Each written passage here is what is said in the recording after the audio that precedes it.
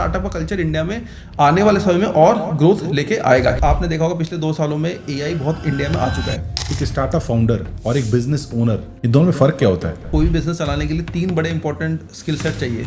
100वां customer, 1000वां customer या 10,000 customer आपको याद नहीं होगा या उसकी इंपॉर्टेंस नहीं होगी, बट जो पहला कस्टमर होगा वो आपको याद होगा। उमेश जी, आपको क्या लगता है कि स्टार्टअप्स फेल होने के 3 बड़े कारण कौन कौन से हैं? बट कई बार ऐसा होता है कि हम मार्केट में प्रोडक्ट लॉन्च कर देते हैं बट वो प्रोडक्ट मार्केट में होता नहीं है। विदाउट अच्छी टीम आपका स्टार्टअप को बिजनेस को स्केल करना मुश्किल काम हो सकता है। रियल मनी गेमिंग कंपनी थी, उस पर 10,000 करोड़ रुपए पर मंथ का लग रहा था। अगर आप लीकर का एक्सपेंस देखोगे इंडिया में वो 9,000 करोड़ है। शायद आप भी 1 करोड़ रुपए ड्रीम एलिमेंट जीते हुए हैं।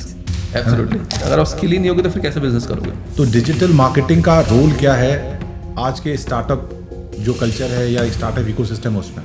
AI plus human is equal to magic. सबसे टॉक्सिक वाला यही होता है कि भाई मैंने तो पहले ही कहा था कि जब आपने कंपनी स्टार्ट करी थी मैंने कहा था कि सक्सेसफुल होगी नहीं। सबसे बेस्ट तो नौकरी कर लो। डेली 12-14 घंटे काम करना जरूरी है कि स्टार्टअप फाउंडर को, या स्मार्ट वर्क से भी आजकल काम चल जाता है? Failure is not the opposite of success, failure is the part of success.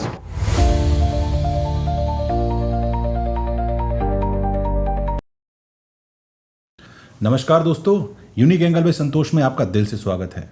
आज का एपिसोड बहुत खास होने वाला है क्योंकि ये एपिसोड स्टार्टअप फाउंडर्स या एंटरप्रेन्योर्स के लिए नहीं है। ये उन सब के लिए है जो बच्चे पढ़ रहे हैं या जो पढ़ के निकल चुके हैं, घर की जो हाउसवाइफ्स हैं, रिटायर्ड लोग हैं। कहने का मतलब है ये सब के लिए है क्योंकि हम डिस्कस करेंगे लाइफ में खुशी के फॉर्मूले, लाइफ में सक्सेस के फॉर्मूले और लाइफ में कुछ ऐसी चीज़ों के फॉर्मूले जो हमें जनरली बहुत ज़रूरत होती है जिनकी हमें, और हम उनको इग्नोर करते रहते हैं। आज हमारे साथ बहुत खास गेस्ट हैं, मेरे परम मित्र भी हैं और मेरे कई बिजनेसेस में हमारे साथ पार्टनर भी हैं। स्वागत करते हैं उमेश पालीवाल जी का। थैंक यू संतोष भाई पॉडकास्ट में बुलाने के लिए। तो हमेशा जब भी पॉडकास्ट करते हैं तो एक बहुत अच्छा माहौल रहता है। लास्ट टाइम भी हमने जब अनलिस्ट्री के लिए किया था तो बहुत अच्छी चीज़ें हमने डिस्कस करी थी। जी। इस पॉडकास्ट के अंदर हम डिस्कस करेंगे कि स्टार्टअप का कल्चर इंडिया में कैसे ग्रो हो रहा है, कैसे अगर किसी को स्टार्टअप स्टार्ट करना है तो कैसे स्टार्टअप स्टार्ट कर सकता है, और बहुत सारी मोटिवेशनल बातें हम इस पॉडकास्ट के थ्रू करेंगे। जी, उम्मीद है सबको बहुत पसंद आएगा। तो उमेश जी, सबसे पहला सवाल जो मैं आपसे पूछना चाहूँगा वो यही है कि आज से 5 से 10 साल के बीच में आने वाला जो भविष्य है इंडिया में स्टार्टअप्स का कैसे रहने वाला है?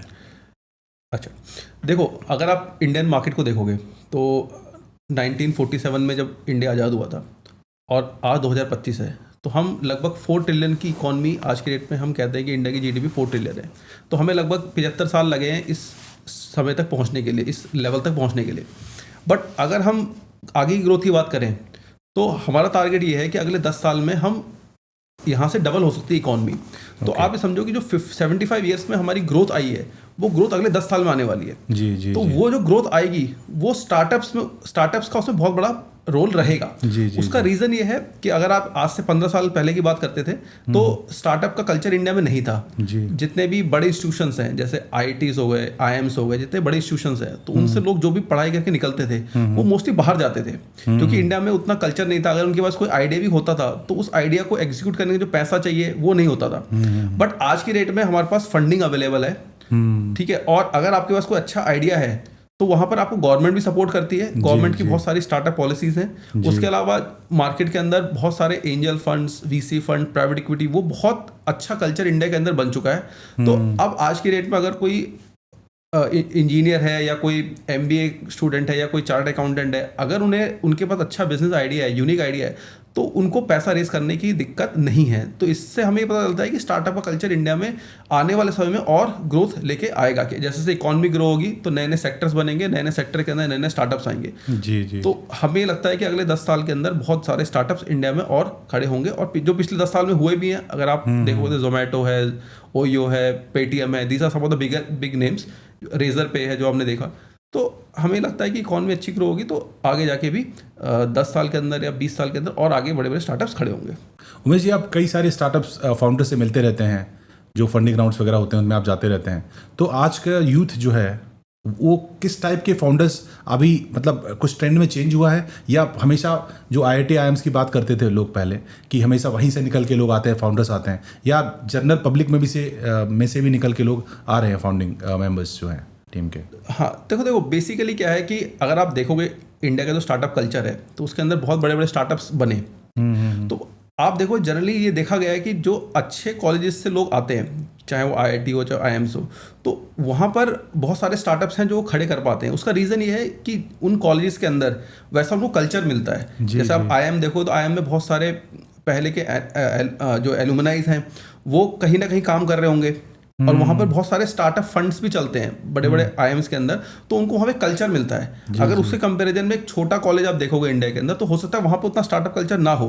बट आज की डेट में अगर आप देखोगे कि धीरे धीरे अगर आप कोई स्मॉल टीयर 2 टीयर 3 कॉलेज से भी अगर आप पास आउट होते हो, अगर आपके अंदर कम्युनिकेशन अच्छी है, आपके पास आइडिया अच्छा है, आप एग्जीक्यूट कर सकते हो, तो फंडिंग की कोई कमी नहीं है।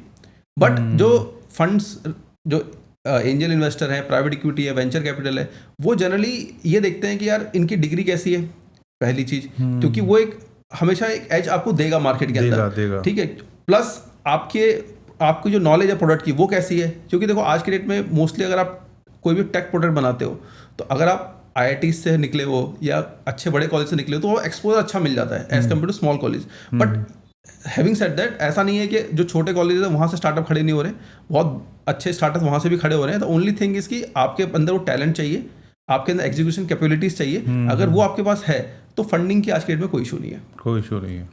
उमेश जी, जो बंदा स्टार्टअप प्लान कर रहा है स्टार्टअप लॉन्च करने का, तो सबसे प्राइमरी प्री रिक्विजिट क्या है, क्या क्या चीज़ें हैं जो उसके पास होनी चाहिए? देखो, जब भी आप कोई स्टार्टअप स्टार्ट कर रहे हो, जैसे मान लेते हैं आज मैं कॉलेज में पढ़ रहा हूँ और कॉलेज में मुझे लगता है यार मेरे पास एक आइडिया है और उस आइडिया को यूज़ करके मैं एक स्टार्टअप स्टार्ट करना चाहता हूँ, तो क्या आपको चीज़ें रिक्वायरमेंट होगी सो दैट वो स्टार्टअप एक सक्सेसफुल स्टार्टअप बन सके। तो सबसे पहले तो आपको ये स्टडी करना पड़ेगा कि जब भी आप कोई प्रोडक्ट लॉन्च करते हो या कोई सर्विस लॉन्च करते हो मार्केट के अंदर, तो आपको पहले पूरा मार्केट स्टडी करना पड़ेगा। उसका रीज़न ये है कि जब आप मार्केट स्टडी करोगे, फॉर एग्जांपल आप कहते हो कि मैं अपैरल बिजनेस के अंदर कुछ बनाना चाहता हूँ, तो सबसे पहले आपको मार्केट स्टडी करना पड़ेगा कि मार्केट में कौन कौन से प्लेयर्स हैं जो अपैरल की सर्विसेज दे रहे हैं, जो प्रोडक्ट बेच रहे हैं, चाहे वो ऑनलाइन बेच रहे हैं चाहे ऑफलाइन बेच रहे हैं। फिर आपको ये आइडेंटिफाई करना पड़ेगा कि मार्केट में पेन पॉइंट्स क्या है, एज ए कस्टमर के लिए पेन पॉइंट्स क्या है। तो आप जब ये आइडेंटिफाई करोगे यार ये पर्टिकुलर पेन पॉइंट है मार्केट के अंदर, तो उसको फिर मैं टारगेट करूंगा। तो आपको बिजनेस को स्केल करना और बिजनेस प्रोडक्ट मार्केट फिट जो कहते हैं वो कर पाना आसान होगा, क्योंकि जो मार्केट पहले से चल रहा है अगर आप भी आके वही करोगे तो उसमें आप सक्सेस नहीं मिल पाएगी। जैसे आप फ्लिपकार्ट देखोगे, फ्लिपकार्ट इतना बड़ा प्लेयर बन गया, तो फ्लिपकार्ट से पहले हर चीज़ ऑफलाइन थी। तो उनका आइडिया था स्टार्टअप का कि हम कुछ ऐसा स्टार्ट करेंगे कि चीज़ें ऑनलाइन बेचेंगे, क्योंकि उस समय ऑनलाइन फैसिलिटी अवेलेबल नहीं थी। तो उन्होंने पूरा मार्केट स्टडी किया, उन्होंने देखा यार मार्केट के अंदर ऑनलाइन कोई चीज़ मिलती नहीं है, तो बेटर है कि हम एक ऐसा प्लेटफॉर्म बनाएं जहां पर हम ऑनलाइन चीज़ें बेच सकें। तो इसीलिए सबसे ज़रूरी है कि कोई भी स्टार्टअप अगर आपको स्टार्ट करना है तो आपको पहले मार्केट रिसर्च अच्छे से करनी पड़ेगी। मार्केट रिसर्च करके आपको ये आइडिया लग जाएगा कि मार्केट के अंदर पेन पॉइंट्स क्या हैं। उन पेन पॉइंट्स को फिर आपको फोकस करना है। अब आपने पेन पॉइंट्स आइडेंटिफाई कर लिए, उसके बाद सेकेंड सबसे इंपॉर्टेंट आता है उसका एग्जीक्यूशन। ठीक है, उस एग्जीक्यूशन के लिए आपको टीम चाहिए और आपके अंदर वो कैपेबिलिटीज होनी चाहिए कि मैं उस आइडिया को एग्जीक्यूट कर सकूं। मार्केट के अंदर होता क्या है कि बहुत सारे बिजनेसेस अवेलेबल हैं, ठीक है। आपने देखा होगा कि एक सेक्टर को, कोई भी सेक्टर आप पकड़ लो, फॉर एग्जांपल आप सोलर इंडस्ट्री पकड़ लो, तो आज के डेट में सोलर इंडस्ट्री बूम पे है इंडिया में, और आपको बहुत सारी कंपनीज मिलेंगी जो इसमें काम कर रही हैं। कुछ स्टार्टअप्स भी मिलेंगे, कुछ पहले से बहुत सालों से कंपनी चल रही हैं, वेल एस्टेब्लिश कंपनी वो भी मिलेंगी। बट उसमें आप देखोगे तो बहुत सारी कंपनीज में ऐसा होगा कि कुछ कंपनीज बहुत अच्छे मार्जिन पे काम कर रही होंगी, कुछ कंपनीज कुछ कम मार्जिन पे काम कर रही होंगी। तो कोई एक कंपनी अच्छे मार्जिन पे क्यों काम करती है? क्योंकि उसके पास एग्जीक्यूशन कैपेबिलिटीज हैं, तो उसको हम ज़्यादा वैल्यू देते हैं। तो स्टार्टअप के अंदर भी वही होता है कि हो सकता है आपके पास आइडिया अच्छा हो और आपको पेन पॉइंट मिल जाए, बट अगर आप एग्जीक्यूट नहीं कर पाओगे, एग्जीक्यूशन वाला माइंडसेट नहीं होगा, तो फिर उसमें दिक्कत आती है। प्लस तीसरी कैपेबिलिटी आपको ये चाहिए कि जब आप कोई भी स्टार्टअप स्टार्ट करते हो तो हो सकता है उसको चलाने में टाइम लगे, 3 महीने 6 महीने कोई बिजनेस ना आए। तो बिजनेस ना आने पर भी आप उस पर्टिकुलर प्रोडक्ट के बारे में अपना काम करते रहो, ठीक है। आपका फोकस उस पर होना चाहिए ताकि आपका जो बिलीफ सिस्टम जिसको हम कहते हैं ना, बहुत सिंपल लैंग्वेज बिलीफ सिस्टम, वो आपका बहुत स्ट्रांग होना चाहिए एज ए स्टार्टअप। अदरवाइज क्या होगा कि आपने पेन पॉइंट आइडेंटिफाई कर लिया, सब कुछ आइडेंटिफाई कर लिया, प्रोडक्ट लॉन्च कर दिया, बट प्रोडक्ट का कोई मार्केट में यूज नहीं हो पा रहा है या कोई इसका बायर आपको नहीं मिल पा रहा, तो आपको लगेगा यार इसमें कुछ प्रॉब्लम है। बट ऐसा नहीं कि आपको तो पता है प्रोडक्ट की मार्केट में डिमांड है, बट आप नहीं बेच पा रहे, हो सकता है कोई भी रीज़न हो, तो आपको थोड़ा इंतजार करना पड़ेगा। तो बिलीफ सिस्टम होना भी बहुत जरूरी है। तो 3 चीज़ें बहुत इंपॉर्टेंट है, आपके पास जो आइडिया है उसको आप पहले प्रॉपर मार्केट रिसर्च करो। सेकंड मैंने बताया एग्जीक्यूशन कैपेबिलिटीज होनी चाहिए, प्लस आपके अंदर पेशेंस या बिलीफ सिस्टम आपका होना चाहिए। उमेश जी, आप कई सारे एंटरप्रेन्योर से मिलते रहते हैं, कई सारे सक्सेसफुल एंटरप्रेन्योर से आप मिले हुए हैं, तो 3 या 4 ऐसी बातें उनके डेली रूटीन में आपको दिखती हैं जिससे वो आज सक्सेसफुल हुए हैं? देखो, सबसे पहले तो है कि अगर कोई भी स्टार्टअप का जो फाउंडर है तो सबसे इंपॉर्टेंट आपकी हेल्थ है, ठीक है जी, अगर आप कोई भी स्टार्टअप स्टार्ट करते हो तो आपको पता है कि आपको लॉन्ग उसको लेके जाना है, तो आपको वर्किंग आवर्स भी आपको बहुत करने पड़ेंगे। आपको हो सकता है 10 घंटे 15 घंटे काम करना पड़ेगा, क्योंकि स्टार्टअप है, हमें हो सकता है कि बहुत सारा काम करना पड़े। तो उसमें सबसे इंपॉर्टेंट आपकी हेल्थ होती है। अगर आपकी हेल्थ काम नहीं कर रही है तो उसमें क्या होगा कि आप स्टार्टअप को स्केल नहीं कर पाओगे, क्योंकि आपकी अगर हेल्थ ही अच्छी नहीं होगी तो आप पूरा फोकस स्टार्टअप पे नहीं कर पाओगे। तो सबसे इंपॉर्टेंट है आपकी हेल्थ। अब हेल्थ को मेंटेन करने के लिए या तो आप कोई स्पोर्ट्स एक्टिविटी कर सकते हो या कोई मेडिटेशन कर सकते हो, वो हमेशा जरूरी है अच्छे स्टार्टअप के फाउंडर के लिए, अगर वो कर सकते हो। और हेल्थ हो गया। हेल्थ के बाद सबसे इंपॉर्टेंट है आपका फैमिली, कि अगर आपकी फैमिली लाइफ बैलेंस है तो आपका माइंडसेट बैलेंस रहेगा, क्योंकि अगर आपकी फैमिली में कुछ इशू है या फिर आप फैमिली को टाइम नहीं दे पा रहे तो वहाँ से आपको प्रेशर आएगा, और फिर काम का तो प्रेशर है ही स्टार्टअप के अंदर। तो वो जब मिक्स होते हैं तो फिर माइंड के अंदर और बॉडी के अंदर इश्यूज आने शुरू हो जाते हैं। तो वो भी एक इंपॉर्टेंट आपको देखना है कि आपकी फैमिली भी बैलेंस रहे आपके स्टार्टअप के साथ साथ। और चौथा सबसे इंपॉर्टेंट है नेटवर्किंग, क्योंकि कोई भी बिजनेस अगर आपको स्टार्ट करना है या उसको स्केल करना है वो विदाउट नेटवर्किंग नहीं हो सकता, क्योंकि नेटवर्किंग करने से सबसे आसान अच्छा काम ये होता है कि जब आप किसी को मिलते हो तो उसके साथ कनेक्ट इजीली हो पाते हो। तो अगर उसको कोई बिजनेस की रिक्वायरमेंट आएगी तो वो आपसे पहले कनेक्ट करेगा, अदरवाइज किसी और थर्ड पार्टी में जाने के लिए, क्योंकि कई सारी हेल्प मिल जाती है। हाँ, मार्केटिंग आप सीख सकते हो, सेल्स में आपकी हेल्प मिलती है। करेक्ट। तो स्केल कैसे करना है, एम्प्लॉय हायरिंग कैसे करनी है। एब्सोल्युटली। तो नेटवर्किंग एक बहुत इंपॉर्टेंट है। तो अगर आप आज के डेट में कोई स्टार्टअप स्टार्ट करते हो तो आप लिंक्डइन के थ्रू नेटवर्किंग कर सकते हो, या आजकल आपने देखा हो व्हाट्सएप पे बहुत सारे ग्रुप्स बन जाते हैं। जैसे मैं खुद जुड़ा हुआ हूँ बहुत सारे ग्रुप्स के साथ, जो कभी बेंगलोर के अंदर, कभी गुड़गांव के अंदर, कभी दिल्ली के अंदर, इस तरह की स्टार्टअप मीट्स होती रहती हैं। तो वहाँ पे आपको आइडिया पता चलते हैं कि किस हिसाब से और अदर चीज़ों पे काम हो रहा है। तो वो एक नेटवर्किंग का भी बहुत इंपॉर्टेंट रोल होता है। आप अपने आप को फिट रखने के लिए या हेल्दी रखने के लिए आप क्या करते हैं? देखो, मेरा रूटीन जो है, मैं तो बेसिकली फॉलो करता हूँ मेडिटेशन। जी। जैसे हमने लास्ट 2 ईयर्स पहले जब हम मिले थे एक उसमें एक गांव में, हमारे गांव में, तो वहाँ पर हम गए थे महाअवतार बाबा जी गुफा में। जी। तो वो बेसिकली एक डेथलेस गुरु, मतलब डेथलेस सेंट है या डेथलेस गुरु आप उनको कह लो। तो उनके द्वारा दी गई एक शिक्षा है क्रिया योगा की। तो उसके अंदर बेसिकली मेडिटेशन टेक्निक्स हैं, फिर इस दुनिया को कैसे देखना है, इस दुनिया के साथ कैसा बिहेव करना है, और कैसे आपको स्ट्रेस हटाना है जीवन से। तो वो सारी उसके अंदर नॉलेज है। तो मैं वो उसको फॉलो करता हूँ, पिछले 2 साल से उसको फॉलो कर रहा हूँ। तो उससे फॉलो करने से ट्रिमेंडस मेरे अंदर चेंजेस आए हैं। बहुत आपको कंपैशनेट बनाता है वो, बहुत सारी चीज़ें सिखाता है कि कैसे आपको लाइफ जीनी है, कैसे आपको किसी का भी कंडमेशन नहीं करना है। मार्केट के अंदर जब आप बिजनेस कर रहे हो तो बिजनेस में आप बहुत सारे लोगों से डील करते हो, अपने क्लाइंट से डील करते हो, एम्प्लॉय से डील करते हो। तो कैसे उनके साथ बिहेव करना है, कैसे उनको मोटिवेट करना है, कैसे उनको सिर्फ उनकी ग्रोथ के बारे में सोचना है। अगर आप अपने बिजनेस के अंदर एम्प्लॉयज़ की ग्रोथ के बारे में सोचोगे तो आपका बिजनेस वैसे ही ग्रो हो जाएगा। तो वो सारी शिक्षाएं उसके अंदर हैं।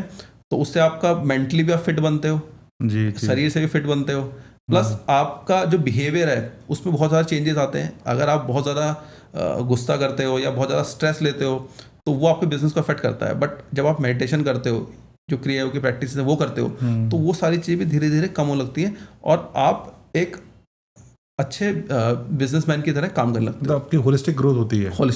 मतलब ऐसा नहीं कि सिर्फ मैं पैसा ही कमा रहा हूँ, मैं अपनी हेल्थ भी कमा रहा हूँ, मैं जो हमारे एम्प्लॉयज़ हैं उनकी टेक केयर कर रहा हूँ, आप जो हमारा सराउंडिंग है वहाँ हेल्प कर रहा हूँ, और इस देश को आगे बढ़ाने में हेल्प कर रहा हूँ। बिल्कुल। क्योंकि मैंने पर्सनली खुद देखा यार कि कई बार आपको मैंने कि ज़्यादा प्रेशर आप लेते नहीं हैं इस माइल से, मतलब 99% टाइम आप हैप्पी रहते हैं, और वो शायद वो सब इसी का इम्पैक्ट है। कितने प्रेशर में काम करने के बावजूद भी आप अच्छा कर पा रहे हैं। वो शायद मेडिटेशन या क्रिया योगा कुछ भी आप इस टाइप का अगर आप यूज लाइफ में इम्प्लीमेंट करते हैं तो बेनिफिट होता ही होता है। उससे आपको रियलिटी पता चल जाती है, इस दुनिया की रियलिटी क्या है। Reality is not only the money, है ना। वो आपको बाद में पता चलती है जब आपकी सेहत खराब हो चुकी होती है या कुछ भी आपके साथ ऐसा हो गया होता है, तब भी रियलाइज होता है पैसा is not the only way out in this world. तो वो आपको एक्चुअली कैसे जीवन जीना है वो चीज़ वहाँ पता चलती है।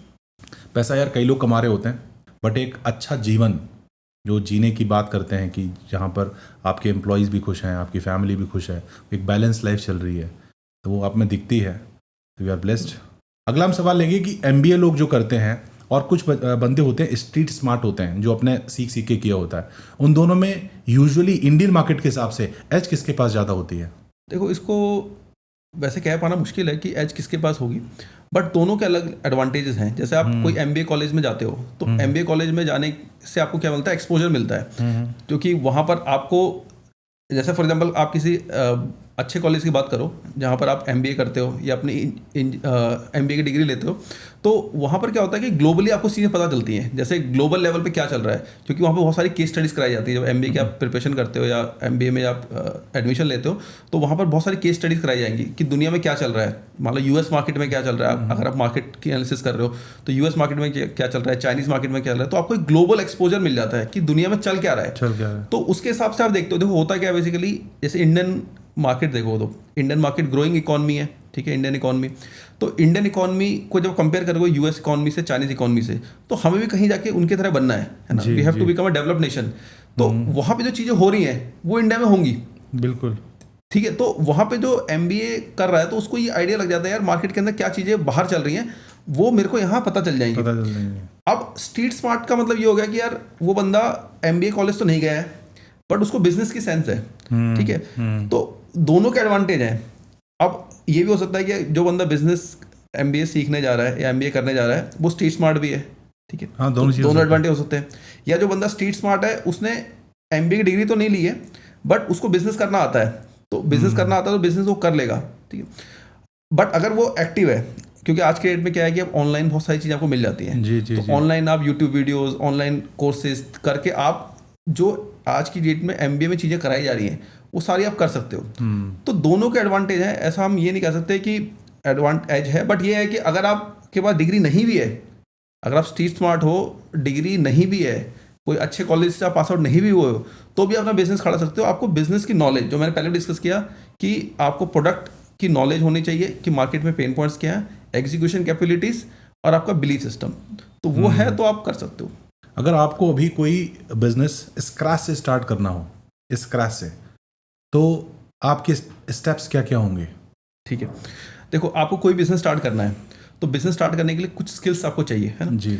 आप आज की डेट में हर चीज़ ऑनलाइन जा रही है, तो आपको ऑनलाइन डिजिटल मार्केटिंग करनी तो आनी चाहिए, मस्ट है, ठीक है। तो आप कोर्सेज स्टार्ट कर सकते हो, बहुत सारे गूगल पे ऑनलाइन कोर्सेज मिलते हैं जहाँ पर वो डिजिटल मार्केटिंग सिखाते हैं। तो उससे आपको ये आइडिया लग जाएगा कि अगर मैं कोई प्रोडक्ट फ्यूचर में जाकर लॉन्च करूंगा तो मैं उसकी मार्केट इजीली कर सकूं, ठीक है, क्योंकि उसके बिना आपका कोई भी प्रोडक्ट लॉन्च नहीं हो पाएगा। प्लस आज की डेट में जो है, आपने देखा होगा पिछले 2 सालों में AI बहुत इंडिया में आ चुका है, ठीक है। चैट GPT हो गया, परप्लेक्सिटी AI, ऐसे बहुत सारे टूल्स आ गए हैं मार्केट के अंदर जो हमें हेल्प करते हैं रिसर्च में। तो अब मैं मार्केट में मान लो कोई स्टार्टअप स्टार्ट करना चाहता हूँ तो मैं AI के टूल्स की मदद से ये समझ सकता हूँ कि यार मार्केट के अंदर आज के डेट में कौन कौन से ऐसे बिजनेस हैं जो अच्छा बिजनेस बन सकते हैं, वो हमें आइडिया मिल सकता है। तो मैं आइडिया वहाँ से ले लूँगा।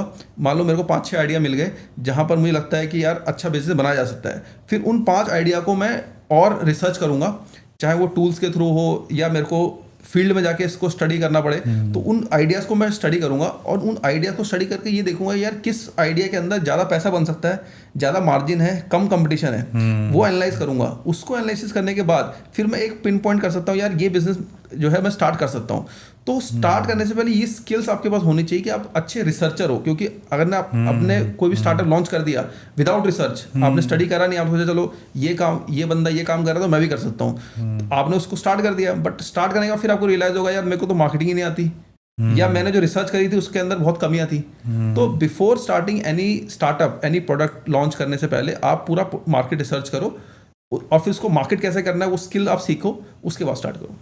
बिकॉज रिसर्च करते टाइम आपको पता चल जाएगा ना कौन कौन से आइडियाज़ हैं, कहाँ मेरी स्किल्स हैं जहाँ मैं मैच कर सकता हूँ, करेक्ट, और उसके बाद we can take the call. हाँ, जैसे मान लो आप कहते हो कि यार मैं ये 2 चीज़ें सीख जाऊंगा, तीसरी चीज़ मैं नहीं कर पाऊंगा, तो फिर आप को फाउंडर लेके आओगे कि भाई मेरे को दूसरे बंदे की जरूरत पड़ेगी, मैं अकेला नहीं कर पाऊंगा। राइट। जब आप पूरी रिसर्च कर लोगे यार उसमें तो टेक्नोलॉजी भी चाहिए, मान लो आपको प्रोडक्ट लॉन्च करना है, उसके टेक चाहिए, अब टेक्नोलॉजी का मैं बंदा नहीं हूँ, मैं मार्केटिंग का बंदा हूँ या मैं ऑपरेशन का बंदा हूँ, then I have to go to somewhere कि किसी को ढूंढना पड़ेगा स्टार्टअप स्टार्ट करने से पहले। तो वो रिसर्च आप पूरी थोरोली रिसर्च करके जब लॉन्च करोगे तो सक्सेस के चांसेस बढ़ जाते हैं। अगर आप रैंडमली कोई बिजनेस स्टार्ट कर दोगे सोच के, तो आप केवल पैसा फूंक दोगे।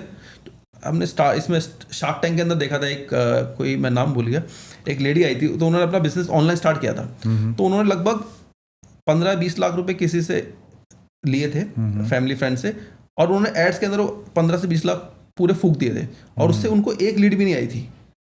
ठीक है, तो उन्होंने क्या पूरी मार्केट रिसर्च करी नहीं, उन्होंने सोचा कि ठीक है ऑनलाइन एड्स चला देंगे और बिजनेस स्टार्ट कर देंगे। बट एड्स को भी कैसे चलाना है, कैसे उनको ऑप्टिमाइज करना है, कि कम पैसे खर्च करके कैसे लीड्स लाई जाए, वो स्किल आपको पहले सीखनी पड़ेगी अगर आप डिजिटल बिजनेस बना रहे हो। मोहित जी, आपके हिसाब से एक स्टार्टअप फाउंडर और एक बिजनेस ओनर, इन दोनों में फ़र्क क्या होता है? मतलब आप ये कह रहे हो कि जो स्टार्टअप, जो आज के डेट में कोई बंदा अपना स्टार्टअप स्टार्ट करे वो, और एक कोई वेल स्टैब्लिश बिजनेस है जो कई सालों से चल रहा है। देखो दोनों में डिफरेंस क्या है कि जैसे स्टार्टअप फाउंडर है, उसका खोने के लिए कुछ नहीं होता। वो आज स्टार्ट कर रहा है, जीरो से स्टार्ट कर रहा है, तो उसके बाद रिस्क टेकिंग एबिलिटी बहुत ज़्यादा होती है। बट जो पहले से बिजनेस चला रहा है, कई सालों से चल रहा है, तो उसके पास रिस्क टेकिंग एबिलिटी कम होती है। क्यों? क्योंकि उसे लगता है कि यार मेरा बिजनेस तो अच्छा चल रहा है। अब मान लो जो स्टार्टअप का फाउंडर है, उसके पास कोई आइडिया आया, उस आइडिया पर काम कर रहा है। जो बिजनेस पहले से वेल स्टेबलिश बिजनेस है, वो भी उस हिसाब से सोच रहा है कि यार मेरे को भी इस पे काम करना चाहिए, पर उसे लगता है कि यार इस पे मेरे को इतना पैसा तो डालना पड़ेगा, और अगर मैं इसको इतना पैसा डालूं, प्लस अपनी एनर्जी डालूं, रिसोर्स डालूं, और मेरे को इसमें कोई बहुत ज़्यादा रिजल्ट नहीं मिलते, और जो मेरा पहले से बिजनेस चल रहा है उसमें अगर मैं इतनी फोकस करूं तो मैं यहाँ पे ज़्यादा सक्सेस पा सकता हूँ, या रिटर्न ऑन इन्वेस्टमेंट मेरी यहाँ पे ज़्यादा आ सकती है। तो वहाँ पर रिस्क लेने की कैपेबिलिटी जो होती है स्टार्टअप के अंदर ज़्यादा होती है। ये वेल स्टेब्लिश पॉइंट है। ठीक है, दूसरा, अगर आप स्टार्टअप की बात करो तो स्टार्टअप के अंदर जो एम्प्लॉयज़ के टर्म्स में आप देखो कि अगर आप कोई बंदा किसी भी स्टार्टअप के अंदर ज्वाइन करता है, या एक एम्प्लॉय एक वेल स्टेब्लिश कंपनी को ज्वाइन करता है, तो दोनों में फ़र्क ये होता है कि जो स्टार्टअप है उसके अंदर रिस्क टेकिंग कैपेबिलिटी बहुत ज़्यादा है। तो जो बंदा नया ज्वाइन करेगा तो वो भी उस हिसाब से काम करता है, और उसकी वहाँ पे प्रोसेस सेट नहीं होती। जैसे आप जो वेल स्टेब्लिश कंपनीज होती हैं वहाँ पे प्रोसेस सेट होती हैं, तो वो आएगा, उस प्रोसेस में ढल जाएगा और उसके हिसाब से ही काम करेगा। बट अगर कोई एम्प्लॉय स्टार्टअप ज्वाइन करता है तो वहाँ पे कोई प्रोसेस सेट नहीं है, क्योंकि हर चीज़ नई बन रही है, हिट एंड ट्रायल चल रहा है। तो हिट एंड ट्रायल चल रहा है। आपको मार्केटिंग भी सीखनी पड़ेगी, आपको टेक्नोलॉजी भी सीखनी पड़ेगी, आपको जो भी काम आएगा वो आपको करना पड़ेगा। तो स्टार्टअप के कल्चर के अंदर वो चीज़ें होती हैं कि जो बंदा स्टार्टअप के अंदर काम करता है वो रिस्क लेने की कैपेबिलिटी बहुत ज़्यादा हो जाती है।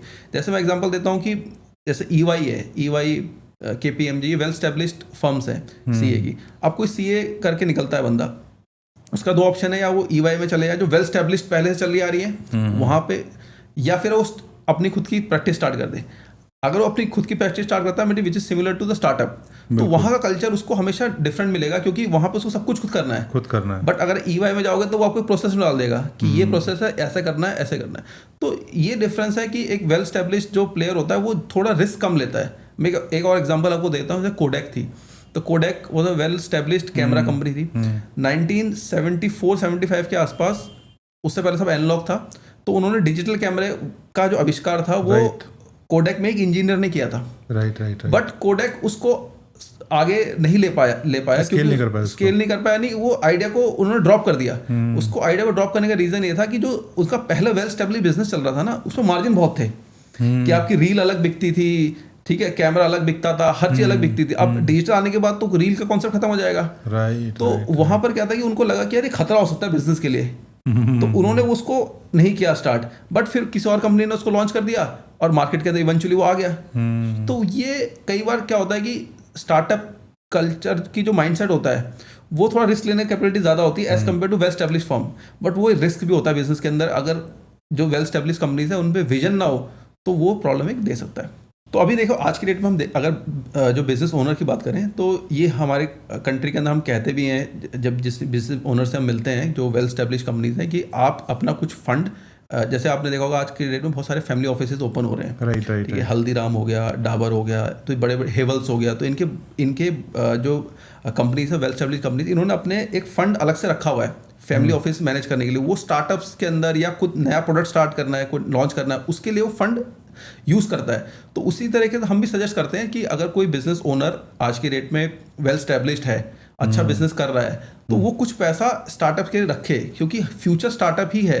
क्योंकि इंडिया की इकॉनमी ग्रोइंग इकॉनमी है, तो उसके अंदर नए प्रोडक्ट आएंगे, नया मार्केट खुलेगा, तो फिर नए मार्केट के अंदर आपको अपॉर्चुनिटी मिलेगी। अदरवाइज पुराने मार्केट खत्म होते चले जाएंगे। जैसे मैं रिलायंस की बात करूं, तो रिलायंस का बिजनेस पहले ऑयल पे चलता था, ऑयल एंड गैस उसका मेन बिजनेस था। बट आज की डेट में देखोगे तो वो जियो की तरफ शिफ्ट हुआ, टेलीकॉम की तरफ, क्योंकि टेलीकॉम फ्यूचर है। प्लस वो रिटेल की तरफ शिफ्ट हुआ, रिलायंस रिटेल के थ्रू या रिलायंस जियो के थ्रू, क्योंकि उसे पता था कि ये फ्यूचर है। तो उसी तरीके से एक वेल स्टेब्लिश्ड जो कंपनीज है उनको भी कुछ फंड अलग से रखें, ताकि वो उसको नई नई टेक्नोलॉजीज के अंदर इस्तेमाल कर सके और आगे ग्रोथ कर सके। मैं इसी में एग्जांपल ऐड करूंगा गूगल का।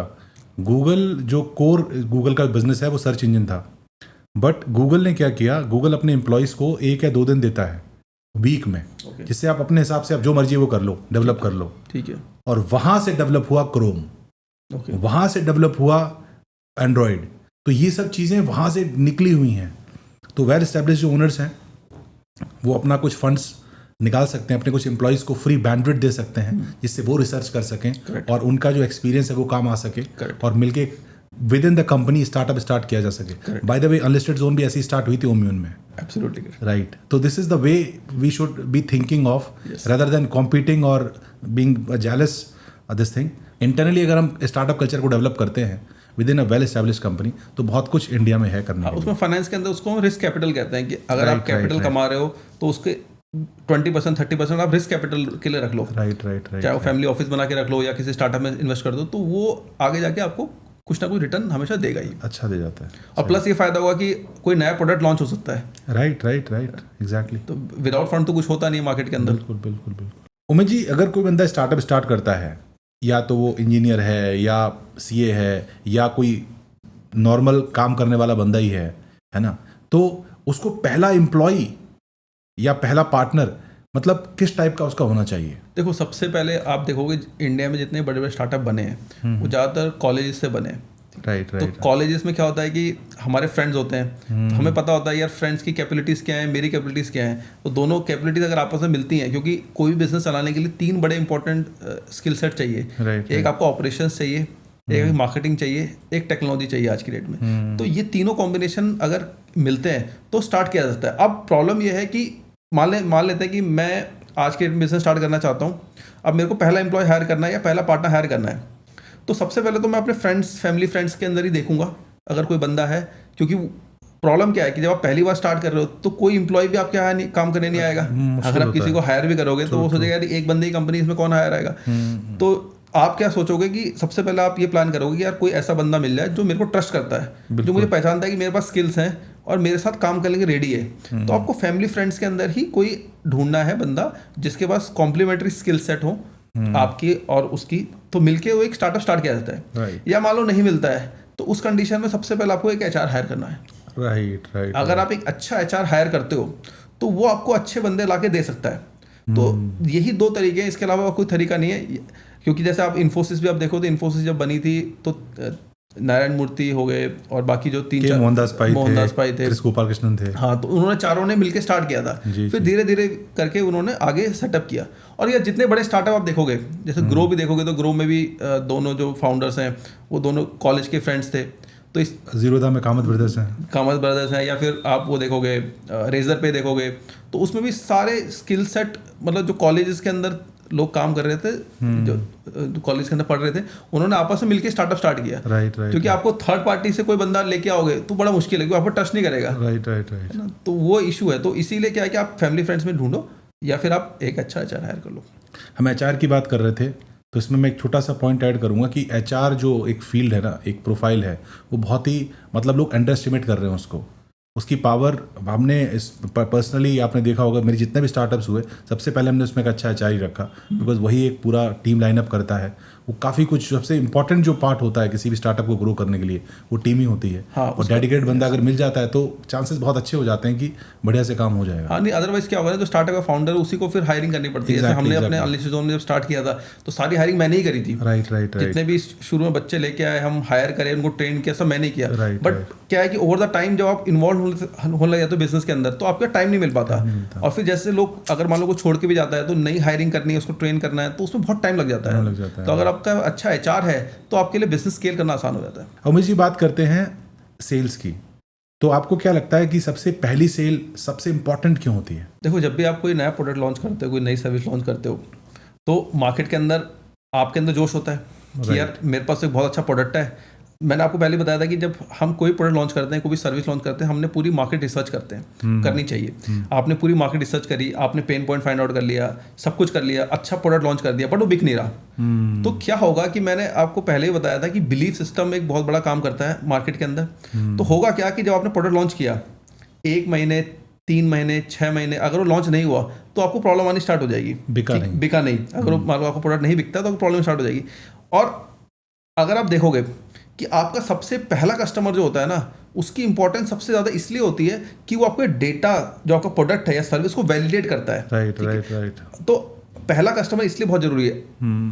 100वां कस्टमर, 1000वां कस्टमर या 10,000 कस्टमर आपको याद नहीं होगा या उसकी इंपॉर्टेंस नहीं होगी, बट जो पहला कस्टमर होगा वो आपको याद होगा, क्योंकि वो आपका आइडिया को वैलिडेट कर रहा है। और आइडिया को वैलिडेट करने के बाद क्या होता है कि एक केमिस्ट्री में एक केमिकल होता है, इसको डोपामाइन कहते हैं, वो ब्रेन से रिलीज होता है। तो डोपामाइन बेसिकली क्या होता है कि जब आप बहुत खुश होते हो या आप मोटिवेट होते हो तो डोपामाइन रिलीज होता है, और वो बेसिकली एक ऐसा हार्मोन है जो आपको मोटिवेट करता है। और मान लो आपने प्रोडक्ट लॉन्च किया और 3 दिन बाद, 4 दिन बाद आपका कोई एक फर्स्ट कस्टमर आ गया, तो फर्स्ट कस्टमर जो है ना, फिर आपको 10th कस्टमर, 100 कस्टमर, 1000 कस्टमर ले आने में बहुत हेल्प करता है।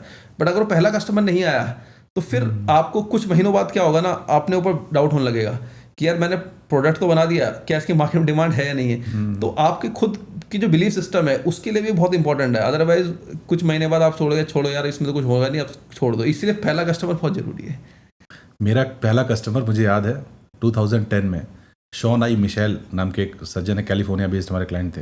वो मैं scriptplans.net से मुझे हायर किया था एज अ फ्रीलांसर जब मैं काम करता था।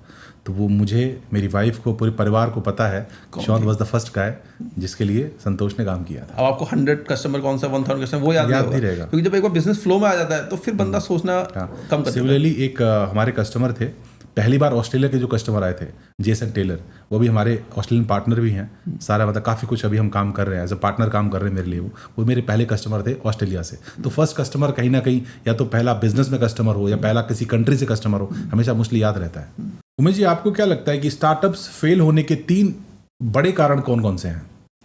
देखो, हमने पहले भी डिस्कस किया था कि जब भी आप कोई प्रोडक्ट लॉन्च करते हो तो प्रोडक्ट लॉन्च करते समय पहले हमें अच्छी तरह से रिसर्च करनी पड़ती है, ठीक है। बट कई बार क्या होता है कि हम ऐसा प्रोडक्ट लॉन्च कर देते हैं जो प्रोडक्ट मार्केट फिट नहीं होता। ओके। प्रोडक्ट मार्केट फिट का मतलब ये होता है कि मार्केट में उसकी डिमांड नहीं है, बट मैं डिमांड क्रिएट करने की कोशिश कर रहा हूँ।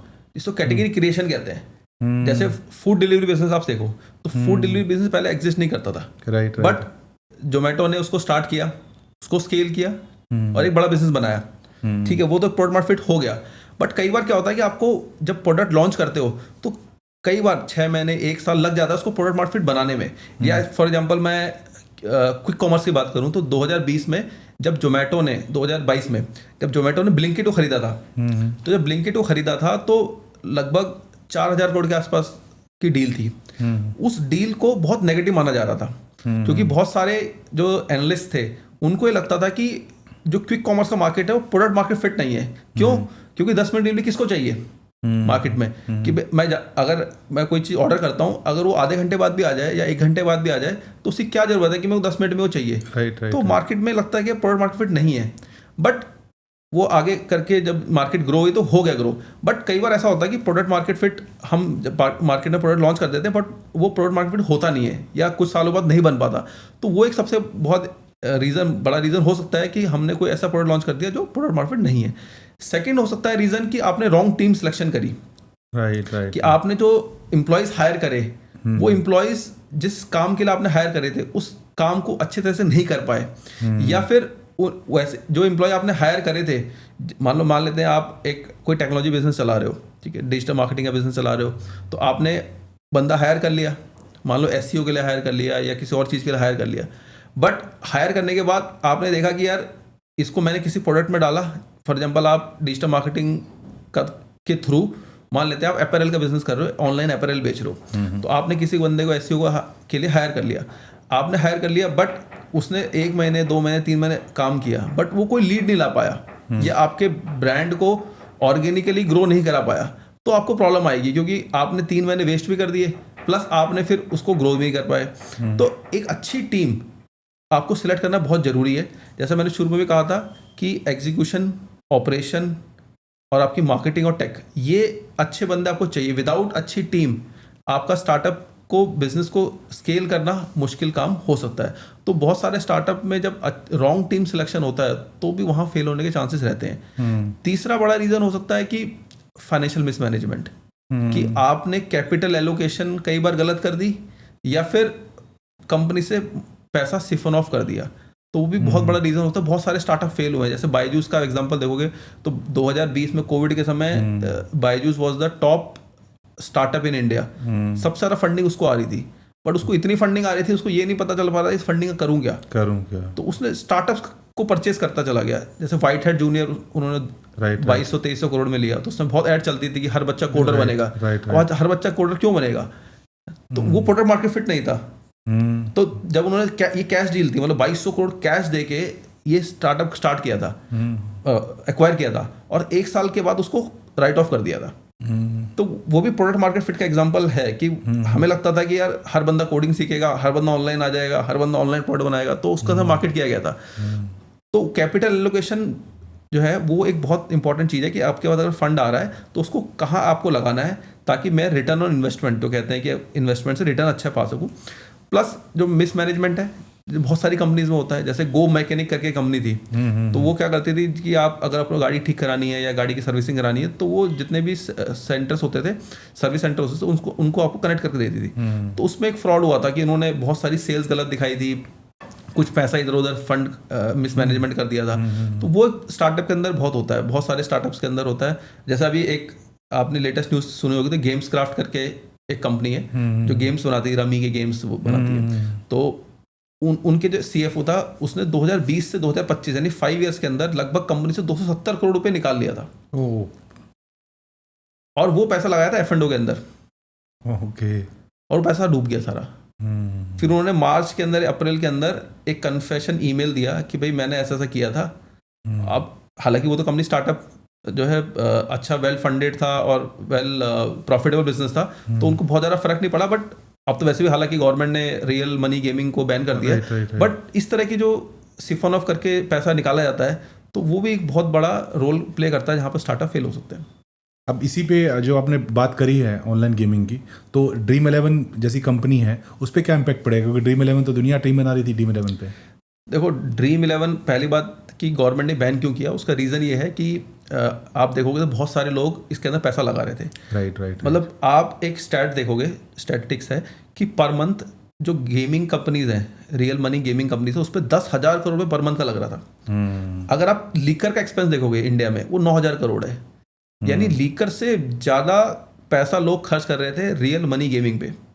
और इसमें सबसे बड़ी प्रॉब्लम जो गवर्नमेंट ने देखी वो ये थी कि बहुत सारे लोग लोन लेते थे, 2 लाख रुपए 3 लाख रुपए लोन लेके फिर वो इन गेमिंग्स में लगाते थे, चाहे वो क्रिकेट हो गया, रमी हो गया, या जितने भी अलग अलग गेम्स चल रहे थे। तो उसमें उनको बहुत लॉस हो रहा था, और बहुत सारे लोगों ने फिर सुसाइड भी किया। तो गवर्नमेंट ने देखा कि यार ये अगर हम अभी नहीं रोका तो ये एक आदत बनती चली जाएगी, एक हैबिट बन जाएगी, और उससे फिर निकाल पाना मुश्किल हो जाएगा लोगों को। तो इसका रीज़न था कि ये बंद हुआ।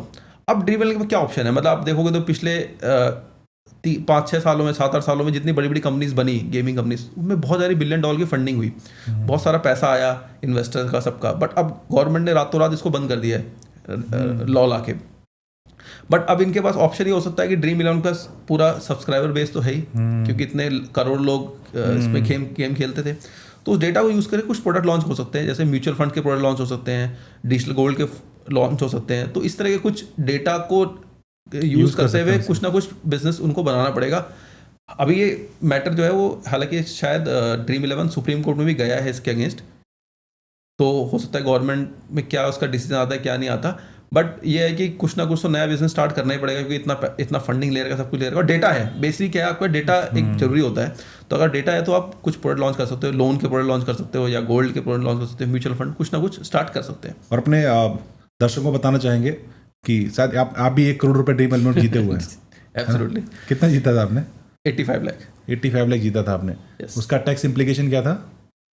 वो आपके स्लैब के हिसाब से लगता है, मतलब वो तो आपको जो पैसा देते हैं 30% टैक्स काट के देते हैं। जो भी आपका पैसा आएगा अकाउंट में 2 दिन बाद आ जाता है 30% टैक्स काट के। उसके बाद आपकी स्लैब के हिसाब से है कि आपकी इनकम कितनी बनती है, तो उसके हिसाब से 40% के आसपास चला गया था। मुझ भाई, अगर आपके पास कोई पैसा नहीं है बहुत ज़्यादा, कई सारे हमारे दर्शक होंगे उनके पास लिमिटेड पैसा होगा, बट दिमाग में स्टार्टअप आइडिया है, कुछ करना चाहते हैं, तो कैसे कर सकते हैं? देखो बहुत सारे स्टार्टअप्स हैं इंडिया में जो बने विदाउट एनी एक्सटर्नल फंडिंग।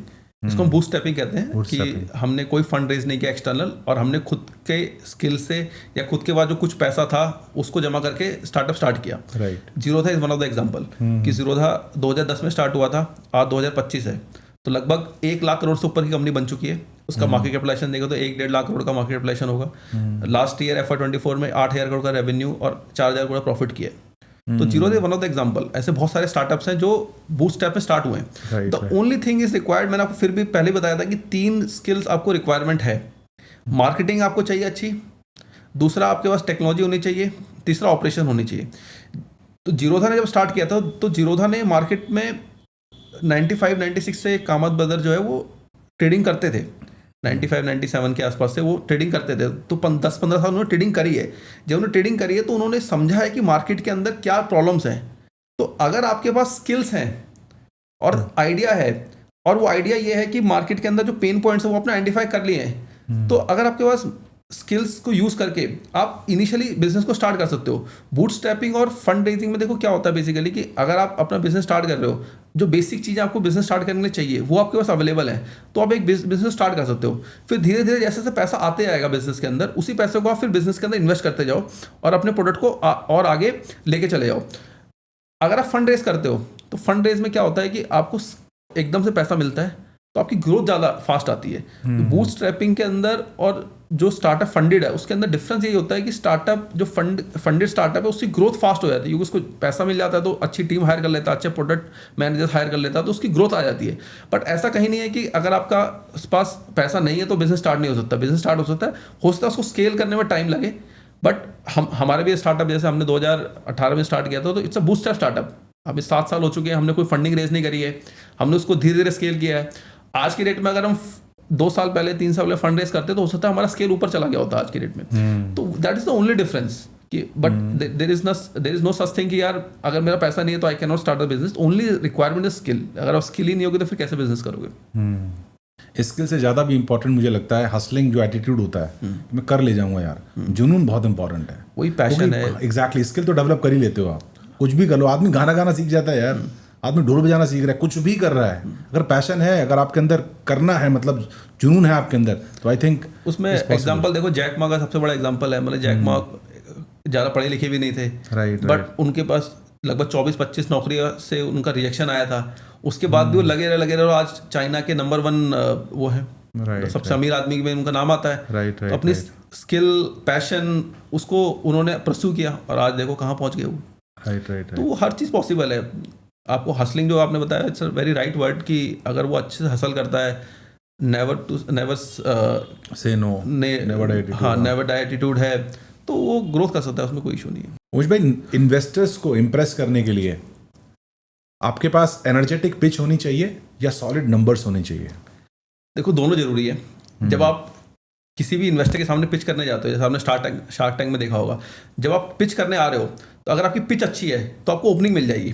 ठीक है, इंप्रेस हो जाएंगे जितने भी वहाँ पर स्टार्टअप के जजेस बैठे हो, आपसे इंप्रेस हो जाएंगे।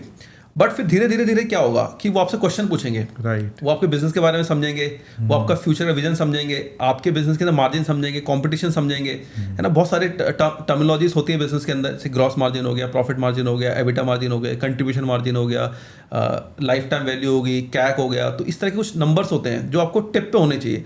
तो अगर आपके पास नंबर टिप पे हैं तो आपकी डील क्लोज हो जाएगी। तो जो पिच है बेसिकली वो आपको ओपनिंग सीन सेट कर सकती है, बट डील क्लोज होगी या नहीं होगी वो इस चीज़ पर डिपेंड करता है कि आपका बिजनेस पे कितना पकड़ है, कितने आप नंबर्स को अच्छे से जानते हो और किस हिसाब से उनको इन्वेस्टर जो आपको पैसा लगाएंगे उनको लगता है कि आप एक अच्छे कैंडिडेट हो जो बिजनेस को ग्रो कर सकते हो, बिजनेस को समझते हो। उमेश जी, डिजिटल मार्केटिंग की अगर बात करें तो डिजिटल मार्केटिंग का रोल क्या है आज के स्टार्टअप जो कल्चर है या स्टार्टअप इकोसिस्टम है उसमें? देखो आज की डेट में आप देखोगे तो हर बंदा ऑनलाइन है। राइट 2016 में जियो आया था, तो उससे पहले लोगों के पास इतने मोबाइल फ़ोन नहीं होते थे, प्लस आपका जो डेटा का चार्जेस था वो बहुत ज़्यादा था। बट 2016 में जब जियो आया तो उन्होंने डेटा चार्जेस काफ़ी कम कर दिए। तो आज की डेट में लगभग हर एक के पास मोबाइल है, हर एक के पास डेटा है। तो डेटा इंडिया में सबसे चीपेस्ट है वर्ल्ड में, ठीक है। 300 रुपये में, 350 रुपये में महीने का आपको अच्छा खासा चार्ज मिल जाता है। मतलब 2016 में लगभग पूरे महीने में आपको 1 GB मिलता था, और आज की डेट में पर डे का 1 GB मिल रहा है। तो आप वो डिफरेंस देख सकते हो। इसका मतलब है कि हर बंदा ऑनलाइन है, और पर बंदा जो एक बंदा है वो अपना 5 से 6 घंटा मिनिमम ऑनलाइन पे बिताएगा ही, चाहे वो यूट्यूब पे कर रहा है, इंस्टाग्राम पे कर रहा है, या कहीं पे भी कर रहा है। तो इससे हमें ये पता चलता है कि डिजिटल मार्केटिंग तो एक इंपॉर्टेंट टूल है ही, क्योंकि उसके बिना कुछ नहीं हो पाएगा, क्योंकि हर बंदा ऑनलाइन बैठा है ना। तो इसलिए वो स्किल्स बहुत ज़रूरी है। अगर आप कोई भी बिजनेस स्टार्ट करना चाहते हो, स्टार्टअप स्टार्ट करना चाहते हो, तो आपको डिजिटल मार्केटिंग आनी बहुत ज़रूरी है। जैसे हमारे बिजनेस अगर आप देखोगे अनलिस्टेड जोन का, we are number 1 in India. अगर आप किसी भी कीवर्ड के लिए हमें आप सर्च करोगे तो हम नंबर 1 आते हैं, क्योंकि हमारे पास डिजिटल मार्केटिंग स्किल्स थी, और उससे हमने बिजनेस को ग्रो करा, क्लाइंट्स लाए और बिजनेस ग्रो करा। तो इसीलिए किसी भी बिजनेस को स्टार्ट करने के लिए डिजिटल मार्केटिंग एक बहुत ज़रूरी टूल आज के डेट में बन चुका है। और एक चीज़ आपको और भी ध्यान रखनी है कि जब भी आप कोई स्टार्टअप के लिए टीम सेटअप करो, तो उसके अंदर एक डिजिटल मार्केटिंग वाला बंदा जरूर होना चाहिए, क्योंकि डिजिटल मार्केटिंग इवॉल्विंग है। ऐसा नहीं है कि मैंने आज सेटअप कर दिया, वेबसाइट स्टार्ट कर दी, चला दिया, हो सकता है कि 2 महीने बाद देखो कोई और बंदा आपसे ऊपर चला गया, क्योंकि गूगल के इनके एल्गोरिदम चेंज होते रहते हैं, क्योंकि these are not fixed algorithms, वो डायनेमिक एल्गोरिदम्स हैं। तो आपको टीम में ऐसा बंदा चाहिए जो फोकस करके काम कर सके, हर चीज़ देख सके कि गूगल के कौन से एल्गोरिदम चेंज हो रहे हैं, उसके हिसाब से अपनी वेबसाइट को ऑप्टिमाइज कर सके। अदरवाइज क्या होगा, कोई ना कोई कंपटीटर आपसे आगे निकल जाएगा। तो वो एक कंटिन्यूस प्रोसेस है डिजिटल मार्केटिंग। ऐसा नहीं है कि मैंने डिजिटल मार्केटिंग के लिए बंदा हायर कर लिया, ट्रेंड कर लिया, वेबसाइट बना दी, सब कुछ बना दिया, अब मेरे को उसकी जरूरत नहीं है। उसकी जरूरत कंटिन्यूस रहेगी और इवॉल्विंग रहेगी। वो बेसिकली आपकी कंपनी के एक को फाउंडर को डिजिटल मार्केटिंग एक्सपर्ट बनना ही पड़ेगा। एब्सोल्युटली। उसके अलावा अदरवाइज आप देखो बहुत सारे बिजनेस हैं जो स्केल नहीं कर पा रहे हैं। उसका रीजन ये है कि उनके पास डिजिटल मार्केटिंग की टीम नहीं है, या कोई ऐसा को फाउंडर नहीं है जो उसको स्केल कर सके डिजिटली। परफेक्ट। उमेश जी, आपको क्या लगता है कि एआई के बिना कोई स्टार्टअप टिक सकता है? क्या हर एक स्टार्टअप में एआई का मतलब बंदा होना या उस पर फोकस होना जरूरी है? देखो, एआई पिछले 2 सालों में बहुत ज़्यादा पॉपुलर हो गया है। जब से ChatGPT 2022 में लॉन्च हुआ था, तो उसके बाद पूरी दुनिया एआई के बारे में बात कर रही है, ठीक है। अब मोस्टली आप देखो तो बड़े बड़े स्टार्टअप्स जो हैं वो यूएस के अंदर, बड़ी बड़ी कंपनीज है यूएस के अंदर सेटअप कर रही हैं, और यूएस की ही हैं, जो जैसे ChatGPT हो गया, परप्लेक्सिटी AI हो गया, या अदर जो बड़े बड़े कंपनीज हैं, तो वो सारी की सारी एआई की यूएस के अंदर काम कर रही है। इंडिया में अभी उतना उसका नहीं है, क्योंकि इंडिया में उस पर एप्लीकेशंस बनेगी। एआई का हम नहीं बना सकते ChatGPT, क्योंकि उसके लिए खर्चा बहुत है। उसकी कोडिंग तो it's not very something very which is very difficult, but उसका जो खर्चा है कि उसकी जो इंफ्रास्ट्रक्चर, डेटा सेंटर कॉस्ट, वो बहुत ज़्यादा है। तो हम यूजर्स बनेंगे, ये तो हमारा श्योर है कि हम यूजर बनेंगे, एप्लीकेशन बनाएंगे। अब कोई भी स्टार्टअप है, जैसे हमारा स्टार्टअप है, हम स्टार्टअप के अंदर काम कर रहे हैं, इकोसिस्टम में काम कर रहे हैं, तो हम एआई टूल्स को यूज़ कर सकते हैं। बहुत सारे मार्केट के अंदर टूल्स अवेलेबल हैं, एजेंटिक टूल्स हैं, ChatGPT one of the tool है, Perplexity one of the tool है। उन टूल को हम यूज़ कर सकते हैं। तो ये जो एआई टूल्स मार्केट के अंदर आ गए हैं, इनको स्टार्टअप को यूज़ करना बहुत ज़रूरी है। इनसे 2 चीज़ें होती हैं। एक तो आपका टाइम बचता है। जैसे फॉर एग्जांपल आप मान लेते हैं आप टूरिज्म का बिजनेस कर रहे हो, तो टूरिज्म के बिजनेस में आपको ऑनलाइन लीड्स आती हैं। अब ऑनलाइन लीड्स जब आती हैं तो उनको आपको रिप्लाई करना है प्रॉपर, कि आपका पैकेज ये होगा, सब कुछ होगा, प्रॉपर कम्युनिकेशन, प्रॉपर आपकी इंग्लिश होनी चाहिए, प्रॉपर क्लाइंट को कैसा करना है। तो उसके लिए स्किल्स वाले बंदे आप ढूंढने जाओगे तो कॉस्टली मिलेंगे आपको। तो आप क्या कर सकते हो, एम्प्लॉय को हायर कर सकते हो, ठीक ठाक एम्प्लॉय हो, उसको प्रोडक्ट की नॉलेज हो, पर उसका कम्युनिकेशन अच्छा ना हो, बट आप ChatGPT का टूल यूज़ करके या अदर AI टूल यूज़ करके एक प्रॉपर उससे मेल लिखवा सकते हो, ताकि जो कस्टमर को जाए तो उसे लगे कि यार एक अच्छी कंपनी, बड़ी कंपनी के थ्रू ये मेल आ रहा है। तो कम्युनिकेशन, उसकी राइटिंग, हर चीज़ उसके अंदर हो सकती है। उसके अलावा अगर आप रिसर्च कर रहे हो, जैसे फॉर एग्जाम्पल आप बिजनेस ओनर हो, तो आपको रिसर्च की जरूरत पड़ेगी ना। विदाउट रिसर्च तो कोई बिजनेस चलता नहीं है। तो इन टूल्स को यूज़ करके अपना समय बचा सकते हो। जैसे मैं आज की डेट में अपनी पूरी जो मार्केटिंग करता हूँ, कि मेरे को अपना ट्विटर के लिए कंटेंट बनाना है, मेरे को लिंक्डइन के लिए कंटेंट बनाना है, यूट्यूब के लिए कंटेंट बनाना है, तो पहले उसको बनाने के लिए काफ़ी टाइम लगता था। कि अगर मैं खुद बनाने बैठता था या ब्लॉग्स बनाने हैं, तो हो सकता है कि एक दिन में मैं एक ब्लॉग या एक यूट्यूब का शॉर्ट्स के लिए ही कंटेंट बना सकूँ। But now with the help of the AI tools वो बहुत आसान हो गया है। राइट। या फिर आपको वीडियो एडिटिंग करनी है, या फिर आपको ग्राफिक्स बनाने हैं, ठीक है, सोशल मीडिया पोस्ट बनानी है, तो वो भी बहुत सारे मार्केट के अंदर AI टूल्स अवेलेबल है जिनसे आप बना सकते हो। तो होगा क्या कि उसका टाइम बहुत सेव होगा। कि अगर आप पूरे दिन भर में यही काम कर रहे थे, मान लो आप मार्केटिंग के बंदे हो, आप पूरे दिन भर में 3 पोस्ट बनाते, रिक्वायरमेंट 3 पोस्ट की है, उस तरह पोस्ट नहीं करने, बट पहले पूरा दिन लग रहा था। बट अब क्या है कि वो 3-4 घंटे में आप कंप्लीट कर लोगे।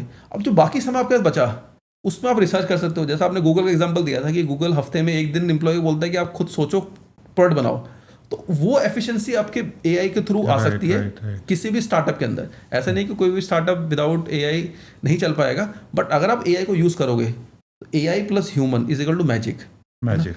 क्योंकि आपका बहुत टाइम सेव करेगा, रिपीटेटिव वर्क आपका कम करेगा, तो वहाँ पर आपका मैजिक हो सकता है और आपको टाइम मिल सकता है कुछ नए आइडियाज और स्टार्टअप पे काम करने के लिए। मुझे भाई एक बात बताइए, दिल्ली या बेंगलोर जैसी सिटी से ही स्टार्टअप आजकल सक्सेसफुल हो रही है, या लखनऊ, जयपुर, अहमदाबाद ऐसी सिटी से भी स्टार्टअप में सक्सेस होने के चांसेस ज़्यादा हैं आज के टाइम पे? देखो, आज के टाइम में ऐसा कोई प्रॉब्लम नहीं है कि आप अगर छोटे शहर में बैठे हो, मान लो जयपुर का एक छोटा शहर है, उस शहर में अगर आप बैठे हो तो आप काम नहीं कर सकते या बिजनेस बड़ा नहीं कर सकते। पहले के समय में ऐसा होता था कि जो दिल्ली, बॉम्बे, ये बड़े प्लेसेस होते थे जहाँ पर ही बिजनेस सेटअप होते थे। बट आज की डेट में इंडिया ग्रोथ आ रही है, हर चीज़ डिजिटली कनेक्टेड है। तो पहले सबसे बड़े प्रॉब्लम ये थी कि हर चीज़ डिजिटली कनेक्टेड नहीं थी। तो जो छोटा शहर में जयपुर बंदा बैठा, उससे ये नहीं पता चलता था कि बॉम्बे में क्या हो रहा है या दिल्ली में क्या हो रहा है या फॉर एग्जाम्पल चाइना के अंदर क्या हो रहा है या यूएस के अंदर क्या हो रहा है, बड़ी मार्केट्स के अंदर क्या हो रहा है, उसे आइडिया नहीं होता था। बट आज की डेट में हर चीज़ कनेक्टेड है, हर चीज़ आपको ऑनलाइन मिल जाएगी, कंटेंट मिल जाएगा, सब कुछ मिल जाएगा। तो जयपुर के अंदर जो बंदा बैठा है उसे पता है कि मार्केट के अंदर क्या चल रहा है, तो वो भी स्टार्ट कर सकता है। बट ओनली कैविएट, यहाँ पर कैविएट क्या है बेसिकली कि जैसे मैं आज की डेट में बात करूँ कि फाइनेंशियल मार्केट की पूरे वर्ल्ड में आप देखोगे तो दुबई, सिंगापुर एक फाइनेंशियल हब है, ठीक है। फाइनेंशियल हब है, क्यों है? क्योंकि हर कंपनी वहाँ पे जा रही है। क्यों जा रही है? क्योंकि वहाँ पर आपको टैलेंट अवेलेबल है, गवर्नमेंट की पॉलिसीज ऐसी हैं कि आपको टैक्स कम देने पड़ते हैं, वो एक एडवांटेज है। तो वही एडवांटेज आप इंडिया में देखोगे तो छोटे शहर में डिपेंड करता है आपका बिजनेस क्या है। हो सकता है कि आपको टैलेंट ना मिले। जैसे अगर आप बैंगलोर की बात करोगे तो बैंगलोर में स्टार्टअप कल्चर है, तो वहाँ पर आपको स्टार्टअप के लिए जो भी बंदे चाहिए वो आपको ईजिली मिल जाएंगे, हो सकता है छोटे शहर में ना मिले। जैसे वन एग्जांपल देता हूँ, गिफ्ट सिटी है, तो गिफ्ट सिटी गवर्नमेंट ने स्टार्ट करी थी गुजरात के अंदर। उसका एम ये था कि इसको हम एक ऐसा हब बनाएंगे जहाँ पर फॉरेन इन्वेस्टमेंट यहाँ आ सके, वहाँ पर गवर्नमेंट ने टैक्सेस बहुत कम करे। बट वहाँ पर ना बहुत सारी कंपनीज चली भी गई, मतलब बहुत सारी कंपनीज वहाँ ऑफिस सेटअप कर दिए, बट वहाँ बंदे नहीं मिल रहे, वहाँ पर बंदे टैलेंट नहीं मिल रहा, क्योंकि वहाँ पर लाइफ नहीं है। मतलब अगर आप गुजरात में देखो तो लीकर बैन है, ठीक है। तो आज का जो यूथ है वो लीकर की तरफ ज़्यादा जाता है। तो मोस्टली लोग क्या करते हैं कि अगर उनको फाइनेंशियल मार्केट के अंदर जॉब चाहिए तो वो गिफ्ट सिटी से बढ़िया बॉम्बे की लोकेशन शूट करते हैं कि वो बॉम्बे की लोकेशन जा दो, वहाँ पे जॉब कर सकूँ, मेरे को नाइट लाइफ भी मिल जाएगी, मैं काम भी कर सकूँ, सब कुछ कर सकूँ। तो वो भी एक मतलब एक डिसएडवांटेज कई बार हो जाता है छोटे शहर में कि वहाँ पर टैलेंट नहीं मिल पाता। अगर टैलेंट आपको मिल जाता है, रिस्पेक्ट कि आपका बिजनेस क्या है उसके हिसाब से, तो कहीं पे बैठ के बिजनेस स्टार्ट किया जा सकता है। अगले 5 सालों में जो हमारे भाई बंधु जॉब कर रहे हैं, उनको जॉब कंटिन्यू करते रहना चाहिए या स्टार्टअप की तरह भी उन्हें थोड़ा ध्यान देना चाहिए और अपना स्टार्टअप भी स्टार्ट करना चाहिए? देखो, अगर ये सवाल आप आज से 15 साल पहले पूछते तो उसका सिंपल जवाब होता है कि आपको जॉब करनी चाहिए, क्योंकि इंडिया में स्टार्टअप कल्चर था नहीं। अगर आप स्टार्टअप स्टार्ट करनी सोचते भी तो आपके ना तो फंडिंग होती, ना ऐसा कोई कल्चर था। कोई स्टार्टअप स्टार्ट भी करता और बिजनेस तो घर वाले बोलते यार आप क्यों बिजनेस स्टार्ट कर रहे हो, आपकी अच्छी खासी नौकरी चल रही है, बिजनेस में रिस्क है, कल को नहीं चला तो क्या होगा। तो वो सारे क्वेश्चन आपके पास आते। बट आज की डेट में देखो तो स्टार्टअप कल्चर बन चुका है कि आपको हर चीज़ पता है ना, कि आप एग्जांपल दे सकते हो। यार ओयो ने, रितेश अग्रवाल ने ओयो खड़ा किया, विजय शेखर ने पेटीएम खड़ा किया। जब वो खड़ा कर सकते हो, मैं भी खड़ा कर सकता हूँ ना उस बिजनेस को। तो वो आपके पास लाइव एग्जांपल्स हैं, क्योंकि जब तक आपके एग्जांपल्स नहीं होते तो आपको सेटअप करना मुश्किल होता है। जैसे आप इंडियन क्रिकेट टीम की बात करोगे तो पहले केवल सचिन तेंदुलकर ही था, कि कोई भी क्रिकेटर जब बनता था कि बड़े होके उससे आप क्वेश्चन पूछते हैं कि क्या बनोगे, तो वो सचिन बनूंगा, क्योंकि सचिन के अलावा कोई था ही नहीं। तो उसी तरह के स्टार्टअप तो था ही नहीं। तो जब स्टार्टअप था ही नहीं तो हर बंदा चाहता है कि नौकरी करूँ, कि भाई मैं 12th करूँ, इंजीनियरिंग करूँ, MBA करूँ, CA करूँ, उसके बाद जॉब लग जाऊँ। तो माइंडसेट ही वो जॉब वाला था। बट आज के डेट में माइंडसेट जॉब वाला नहीं है। मतलब अगर आपको लगता है कि आपके अंदर स्किल्स हैं और आप, जैसे रितेश अग्रवाल ने बड़ा बिजनेस खड़ा किया ओयो का, मैं भी खड़ा कर सकता हूँ। जो उनके पास स्किल थी वो मेरे पास भी है, जो उनके पास फंडिंग अवेलेबल है वो मेरे पास भी आज के दिन फंडिंग अवेलेबल होगी, मेरे पास आइडिया है। तो डिपेंड करता है कि आपके पास अगर if you have the risk taking capabilities तो आप बिजनेस जरूर करो। उमेश जी, डेली 12-14 घंटे काम करना ज़रूरी है कि स्टार्टअप फाउंडर को, या स्मार्ट वर्क से भी आजकल काम चल जाता है? देखो, बेसिकली क्या है कि जो स्टार्टअप का फाउंडर होता है उसके पास रिस्पॉन्सिबिलिटी बहुत होती है, क्योंकि स्टार्टअप आपने स्टार्ट किया है। बट इनिशियली जब आप कोई कंपनी स्टार्ट करते हो तो आपको काम बहुत करना पड़ता है। 12 घंटे 15 घंटे कम से कम आपको लगाने पड़ेंगे। बट आज की डेट में मैंने पहले भी आपको एक्सप्लेन किया था कि AI टूल्स आ गए। बहुत सारे AI टूल्स अवेलेबल है मार्केट के अंदर, आप कोर्सेज कर सकते हो, बहुत सारे ऑनलाइन कोर्सेज चल रहे हैं ताकि आप ये सीख सको कि AI टूल्स कैसे यूज़ किए जाते हैं। अगर आप AI टूल्स को स्मार्टली यूज़ करोगे तो जो आप काम 12 घंटे 14 घंटे में कर रहे हो सकता है वो काम आपका 4 या 5 घंटे के अंदर हो जाए। जैसे फॉर एग्जांपल हम रिसर्च करते हैं, जो भी हमारे पास कंपनीज आती है उनकी रिसर्च करते हैं। तो पहले हम जब रिसर्च करते थे तो हमें बहुत टाइम लगता था, पूरी एनुअल रिपोर्ट्स पढ़नी पड़ती थी, या कोई कंपनी का IPO आ रहा था पूरा DRHP पढ़ना पड़ता था। बट आज के एग्जाम्पल में आपको गूगल का NoteLM देता हूँ, तो NoteLM is a very good tool. आप उसके अंदर एक PDF अपलोड कर सकते हो, जैसे फॉर एग्जाम्पल DRHP है तो आपने अपलोड कर दिया वहाँ पे। अपलोड करने के बाद आप सेट ऑफ क्वेश्चन बना दो कि कंपनी का बिजनेस मॉडल क्या है, कंपनी का रेवेन्यू मॉडल क्या है, कंपनी मैनेजमेंट है कैसा है, फाइनेंशियल कैसे है, वो आप एक टेम्पलेट डिफाइन कर दो। वो टेम्पलेट आप उसमें डाल दो। टेम्पलेट डालने के बाद आपको पूरी रिपोर्ट आपको बन के आ जाएगी, आपको वो स्टडी करना है। तो उससे आपको फ़ायदा ये होगा कि आपका टाइम बच जाएगा और आप कोई नया काम, कोई नया आइडिया, नया जो बिजनेस के अंदर नया आपका जॉब है, कोई नया वर्क है, तो वो आप कर सकते हो। तो वो पहले था, आज से 1.5 से 2 साल पहले, कि आपको हर काम खुद ही करना था, बट आप AI टूल्स आ गए, स्मार्ट वर्क करो AI टूल को यूज़ करके। बेसिकली AI टूल्स को अपना असिस्टेंट बना लो, हाँ, और उनको काम डेलीगेट कर। उसका सबसे एडवांटेज क्या है कि वैसे भी हम डेलीगेट करते हैं किसी एम्प्लॉय को, एम्प्लॉय को आपने ट्रेंड किया, सब कुछ किया, और एम्प्लॉय मान लो छोड़ के चला गया। प्लस AI टूल 24/7 काम करता है, उसके रेस्ट्रिक्शन नहीं है, उसको कोई दिक्कत नहीं है। एम्प्लॉय तो आपका 8 घंटे 9 घंटे काम करेगा, बट AI टूल आपका 24 घंटे काम हो सकता है। आप उसको काम पे लगा के छोड़ दो, इंस्ट्रक्शन दे दो ये काम करना है, वो अपना काम करता रहेगा। तो वो एडवांटेज है, और फिर वो कहीं जाएगा नहीं। एक बार आपने उसको ट्रेन कर दिया, जो आपकी रिक्वायरमेंट है, जो आपको डेटा चाहिए या जो आपका काम है, उस पर आपने ट्रेन कर दिया तो कोई दिक्कत नहीं। यहाँ पे मैं एक चीज़ और ऐड करना चाहूँगा कि ChatGPT या Perplexity, इनके जो पेड वर्जन्स आते हैं वो कभी हेजिटेट नहीं करना चाहिए परचेज करने के लिए। एब्सोल्युटली। बिकॉज उसका जो 1800 रुपये 2000 रुपये महीने का जाता है, ट्रस्ट में, हम एडवर्टाइजमेंट नहीं कर रहे हैं उसका, लेकिन अगर अफोर्ड कर सकते हैं तो उसका भी एक बार ट्राई करके जरूर देखिए, बहुत फर्क पड़ता है उससे। उसका वो एक्चुअली माइंडसेट है, वो आप माइंडसेट है, समझो कि आप कोई एम्प्लॉय हायर कर रहे हो 20,000 25,000 का, उसकी जगह आप टूल्स हायर कर रहे हो। तो ChatGPT टूल है, गूगल NoteLM है, या जितने भी अलग अलग टूल्स हैं, उनके आप सब्सक्रिप्शन लेते चलो। कोई 2,000 की सब्सक्रिप्शन हो, कोई 3,000, क्योंकि हर एक टूल का अलग अलग यूज़ है, कॉस्ट है। तो आपकी 20-25 हज़ार रुपये में कम से कम 10-15 टूल आपको आ जाएंगे। वो 10-15 टूल यूज़ करके आप ये मान के चलो कि वो टूल आपने एम्प्लॉय हायर कर लिया, तो वो माइंडसेट सब सोचोगे तो आपको फिर प्रॉब्लम नहीं आएगी उसे सोचने में। हाँ, और आई थिंक ये माइंडसेट ही जरूरी होता है कि स्टार्टअप को सक्सेस बनाने के लिए। एब्सोल्युटली।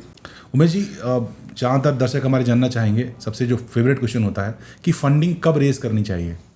इसका एक ही लाइन में जवाब दूंगा, जब जरूरत हो। बहुत सारे स्टार्टअप्स में हमने देखा है, जैसे बाइजूस एग्जांपल दिया था, राइट, उतनी रिक्वायरमेंट नहीं थी जितना उन्होंने फंड रेस कर लिया। क्योंकि उसको फंड, उस समय क्या था कि स्टार्टअप का जो एजुकेशन का जो ऑनलाइन का, वो बहुत जबरदस्त ग्रो हो रहा था, क्योंकि हर चीज़ कोविड में चली गई थी। कोविड की वजह से सारे ऑफलाइन जो एजुकेशन सेंटर से बंद हो गए थे, हर चीज़ ऑनलाइन जा रही थी। और जो स्टार्टअप जो इन्वेस्टर्स होते हैं उनके पास भी बहुत फंड था, US के इन्वेस्टर्स थे, क्योंकि उस समय ना वहाँ पर US के अंदर जो इंटरेस्ट रेट थे वो 0% पे आ गए थे। तो मतलब आपको फ्री में पैसा मिल रहा था, तो पैसा इंडिया में आ गया स्टार्टअप्स के अंदर। अब स्टार्टअप के अंदर पैसा आ गया, अब उसका पैसा आ गया तो करो क्या पैसे का।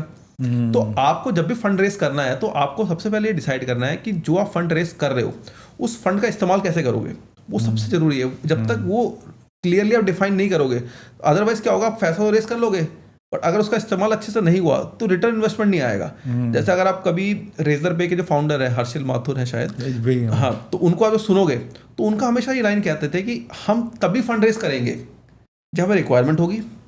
सेकंड, हम अगर 100 रुपये इन्वेस्टर से ले रहे हैं तो हमारा काम ये है कि उसको 200, 300, 500 करके देना, उसको 0 करके नहीं देना। राइट। तो हम उस तरह के प्रोडक्ट लॉन्च करेंगे तो हमारे पास पहले से इन्फॉर्म्ड डिसीजन होगा कि यार अगर मैं फंड रेस कर रहा हूँ तो कहाँ उसका इस्तेमाल करूँ। तो सबसे ज़रूरी है कि फ़ंड तभी लेना चाहिए जब उसकी रिक्वायरमेंट हो। ऐसा नहीं कि मेरे को केवल फंडिंग रेस करनी है। मार्केट में बहुत सारे स्टार्टअप्स के अंदर है कि फंड रेस करना है, इस वैल्यूएशन में करना है, उसके पीछे नहीं भागना है। जो लोग साइड हसल कर रहे हैं 9 to 5 की जॉब के साथ साथ, उनके लिए गोल्डन टिप क्या होगी आपके लिए? देखो, गोल्डन टिप है लर्निंग, ठीक है। अगर आप देखोगे जो एटॉमिक हैबिट्स करके एक किताब है, तो उस किताब में एटॉमिक हैबिट्स के बारे में बताया गया है। एटॉमिक हैबिट्स का मतलब ये होता है कि आप छोटी छोटी चेंजेस करके कैसे लाइफ के अंदर एक बड़े चेंजेस कर सकते हो। तो जैसे कोई भी एम्प्लॉय है, अगर वो किसी भी स्टार्टअप के अंदर या किसी भी कंपनी के अंदर काम कर रहा है, तो उसको पर डे, डेली बेसिस पे 1% चेंज करना है। अगर आप 1% चेंज करते हो तो 1 ईयर के बाद, जब 1 साल खत्म होगा, यानी 365 दिन के बाद, आप अपने वर्जन के 37 टाइम्स वर्जन बन जाते हो। इम्प्रूव्ड वर्जन, है ना। तो साइड हसल जो कर रहा है 5 से 9 की जॉब कर रहा है, तो उसको हमेशा ये करना है कि पर डे उसको कुछ नई लर्निंग करनी है। जैसे मान लेते हैं आप फोटोग्राफी करते हो या शूट वीडियो एडिटिंग करते हो, तो आपने कंपनी ज्वाइन करी और आप वीडियो एडिटिंग करते थे, 1 साल आपको हो गया, तो 1 साल के बाद जो एडिटिंग आप पहले 1 साल पहले करते थे वो एडिटिंग आज भी कर रहे हो, तो आपके अंदर ग्रोथ कभी नहीं आ पाएगी। आपको क्या करना है कि पर डे कुछ नया सीखना है। हो सकता है कि मैं नया AI टूल सीखूं, या हो सकता है मार्केट में क्या नई टेक्नोलॉजी चल रही है वो सीखूं, या मार्केट में कौन सी चीज़ ट्रेंड में चल रही है वो सीखूं। तो आपको कंटिन्यूस इंप्रूवमेंट करनी है। जो कंटिन्यूस इंप्रूवमेंट है, जो जापानीज वर्ड भी है काइजन करके, है ना। काइजन का मीनिंग होता है कि कंटिन्यूस इंप्रूवमेंट, वो जापानीज फिलॉसफी है, तो वही सक्सेस लेके आएगी। तो अगर आप ये सोचोगे कि मैं आ गया हूँ, मेरे को कंपनी ने काम दे दिया, वही काम करते जा रहा हूँ, 1 साल के बाद भी मैं वही काम कर रहा हूँ, तो आपकी कंपनी के अंदर वैल्यू नहीं होगी। आपकी कंपनी के अंदर वैल्यू तब बढ़ेगी जब आप रेगुलरली अपने आप को इंप्रूव कर रहे हो, और कंपनी के अंदर जो अलग अलग बिजनेसेस हैं उनको आप देख रहे हो एक एक करके। पहले आप एक बिजनेस देखते थे, आप दूसरा बिजनेस देखने लगो, तीसरा बिजनेस। तो कंटिन्यूस ग्रोथ और कंटिन्यूस लर्निंग चाहिए। उमेश जी, आप एस्ट्रोलॉजी पे भरोसा करते हैं? इस क्वेश्चन इसलिए पूछ रहा हूँ क्योंकि आपने येलो सफायर या पुखराज पहन रखा है। ये मैंने पोखराज पहना हुआ है, तो बिलीव करता हूँ, ऐसा नहीं कि बिलीव नहीं करता, बट ब्लाइंडली बिलीव नहीं करता, क्योंकि मुझे पता है कि जो ब्रह्मांड है, इसके यूनिवर्स है, इसके अंदर कॉस्मिक एनर्जीज का बहुत बड़ा गेम होता है। जितने भी स्टार्स हैं, प्लैनेट्स हैं, उनकी मूवमेंट आपको अफेक्ट करती है। तो उसमें बिलीव करता हूँ साइंटिफिकली, बट ब्लाइंडली बिलीव नहीं करता। उमेश जी, अगर किसी का स्टार्टअप दुर्भाग्यवश फेल हो जाता है तो अपनी सोसाइटी का सबसे टॉक्सिक सवाल क्या होता है? तो सबसे टॉक्सिक सवाल यही होता है कि भाई मैंने तो पहले ही कहा था कि जब आपने कंपनी स्टार्ट करी थी, मैंने कहा था कि सक्सेसफुल होगी नहीं। हाँ। क्योंकि सबसे बेस्ट तो है नौकरी कर लो, बट आपने रिस्क लिया, आपका बिजनेस नहीं चला, तो सोसाइटी वाला को बोलेंगे आप क्या करोगे, फिर से नौकरी ढूंढो। अब तो नौकरी भी नहीं मिलेगी, क्योंकि इतने साल से आप काम कर रहे हो, स्टार्टअप आपका चलाया, सक्सेस नहीं हुआ। तो ये ताने बहुत मिलते हैं मार्केट में, बट क्या है कि अब कल्चर बदल रहा है, क्योंकि हमने सक्सेस बहुत देखी है। बहुत सारे बड़े स्टार्टअप्स हैं जिन्होंने सक्सेस देखी है, वो हमारे पास लाइव एग्जाम्पल्स हैं। तो ठीक है, हो सकता है कि एक आइडिया आपका फेल हो जाए, फिर आप सेकंड आइडिया पे काम करो, थर्ड आइडिया पे काम करो। जैसे आप देखोगे रितेश अग्रवाल को आप सुनोगे तो वो कहते हैं कि failure is not the opposite of success, failure is the part of success. ठीक है, क्योंकि हमें ये लगता है कि यार फेलर अपोजिट है, बट ऐसा नहीं है, वो हमेशा एक सक्सेस का पार्ट होगा। क्योंकि आप जब कोई बिजनेस स्टार्ट करोगे तो आपको फेलर आएंगे। हो सकता है आपने कोई लॉन्च करी, मार्केट फिट ना बने, फिर आपने फिर नया प्रोडक्ट लॉन्च किया, फिर आपने काम किया, तो वो आपको पार्ट हमेशा रहेगा। या जेफ बेजोस को सुनोगे तो वो हमेशा कहते हैं कि I made $1 billion of money because of failing of Amazon, and failing is just a part of success, है ना। तो वो है, तो वो बड़े स्टार्टअप्स जो फाउंडर्स हैं उनमें भी देखा है। तो वो आपको भी, अगर आप उसके हिसाब से सोचोगे तो आप फेलर को एक गाली नहीं समझोगे, और उसके मोटिवेशन लेके नए प्रोडक्ट अच्छा काम करोगे। उमेश जी, पहला कस्टमर कैसे मिलता है? दोस्ती से मिलता है या मार्केटिंग से मिलता है? देखो, पहला कस्टमर दोस्ती से मिलेगा, क्योंकि क्या है कि जब आप प्रोडक्ट लॉन्च करोगे, जैसे फॉर एग्जांपल, बहुत ही सिंपल एग्जांपल देता हूँ, यूट्यूब चैनल। जब यूट्यूब चैनल स्टार्ट करते हो सबसे पहले अपने फ्रेंड्स को भेजते हो, भाई मार्केटिंग तो बाद में होगी, गूगल तो बाद में लोगों को दिखाएगा। सबसे पहले तो अपने जितने भी रिश्तेदार हैं, जितने भी रिलेटिव, सबको भेजोगे कि भाई इसे लाइक कर दो, सब्सक्राइब कर दो, है ना। तो सबसे पहले तो वहीं से मिलेगा, वहीं से प्रोडक्ट वैलिडेशन हो जाएगा। अगर आप भेजोगे, उसे लगेगा हाँ बहुत अच्छा वीडियो, तो आगे और भेजेगा लोगों को। तो पहला तो यहीं से मिलेगा, फिर धीरे धीरे मार्केटिंग से चीज़ आगे बढ़ेंगी। और इसी बात पे मैं अपने दर्शकों से बोलना चाहूँगा, अगर चैनल सब्सक्राइब नहीं तो भैया प्लीज़ कर लो, हमें भी सब्सक्राइब बढ़ाने हैं, सो दैट आपके पास नई नई वीडियोज़, नई नई अच्छी जानकारियाँ पहुँचती रहें।